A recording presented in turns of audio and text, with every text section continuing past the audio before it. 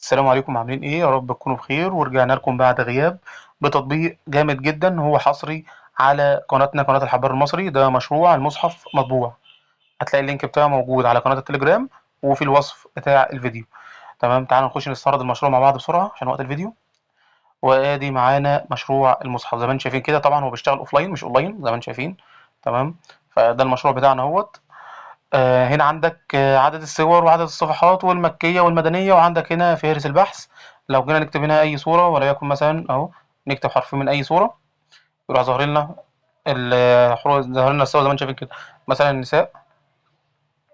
تمام، عندك هنا ظهرت لك النساء، النحل، كل الصور اللي في قلبها ايه؟ ألف لام نون. أيا كان. انت تعالى بقى نستعرض أي صورة منهم كده. زي ما انت شايف كده جايب لك صورة النساء، صفحة 77، 614، 604 عدد الصفحات. نقلب كده زي ما انت شايفين، تطبيق بسيط جدا وسلس جدا وسريع جدا اهو. تمام، تجيبها يمين شمال كله 100%. الحمد لله بفضل ربنا. انا كنت بدور على مشروع زي ده من زمان جدا، وكل المشاريع اللي كنت بلاقيها زي ما انتم عارفين مشاريع لا نصيه او بي دي اف.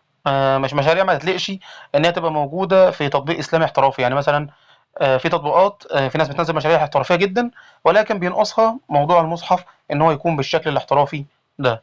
الحمد لله ربنا قدرني ووفقني ان انا اقدر اعمل لكم المشروع ده. المشروع ده زي ما قلت لكم هتلاقيه في قناه التليجرام، وهتلاقيه في وصف الفيديو. في حاجه عاوز اقولها لكم قبل ما اقفل. لو في اي اقتراحات عندكم قولوا لي عليها، وانا ان شاء الله هضيفها في الاصدار الجديد. من ضمن الاقتراحات اللي انا هعملها ان القارئ لما يقرا، وليكن مثلا هو قرا في الانفال، عاوز يوقف لغايه هنا. تمام، وعاوز يرجع لنفس الصفحه تاني، اعمل لها هنا هوت علامه او زر.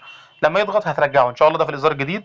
وطبعا هضيف التفسير المبسط، وطبعا التفسير المبسط والطبري والى اخره من التفاسير دي كلها. وفي الاصدار الثالث ده مش هيبقى في الثاني، ده هيبقى في الثالث اللي انا هقوله دلوقتي، اللي هو القراءه باذن ربنا هضيفها عشان يبقى تطبيق قراني متكامل. ولو في اي اضافات تانية اكتبوا لي في التعليقات، وباذن ربنا نضيفها في التحديثات الجايه. سلام.